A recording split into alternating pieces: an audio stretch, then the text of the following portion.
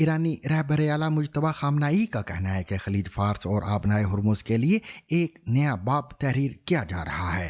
योम खलीज फार्स के मौके पर अपने पैगाम में मुज्तबा खामनाई ने कहा कि खलीज फार्स खित्ते के रोशन मुस्तकबिल में अमरीका का कोई अमल दखल नहीं होगा और ये कि आबनाए हुर्मुज के नए निज़ाम पर अमल दरामद से तमाम ममालिक मुस्तफीद होंगे। उनका दावा है कि खलीज फार्स में अदम तहफ़्फ़ुज़ की बुनियादी वजह यहाँ अमरीकी मौजूदगी है। इसी दौरान ईरानी पार्लियामान के स्पीकर मोहम्मद बाकिर कालीबाफ ने अमेरिका पर तंज करते हुए तेल की कीमतें मजीद बढ़ने की पेशगोई की है।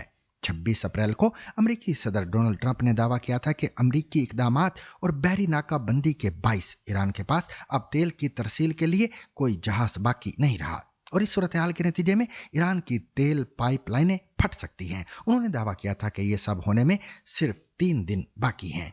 इन्हीं दावों पर तंज करते हुए बाकिर कालीबाफ ने एक्स पर अपनी पोस्ट में लिखा, 3 दिन गुजर गए हैं और अभी तक कोई भी कुआं नहीं फटा। ईरानी पार्लियामान के स्पीकर का यह भी कहना था कि हम इस मुद्दत को मजीद 30 दिन बढ़ाकर कुएं की सूरत हाल बराह रास्त नशर भी कर सकते हैं। आबनाए हुर्मुज की बंदिश की वजह से तेल की तरसील मुतासिर हुई है और खाम तेल की कीमत $120 फी बैरल तक जा पहुंची है। इसका हवाला देते हुए बाकिर कालीबाफ ने पेश गोई की कि यह कीमत बढ़कर $140 फी बैरल तक भी जा सकती है।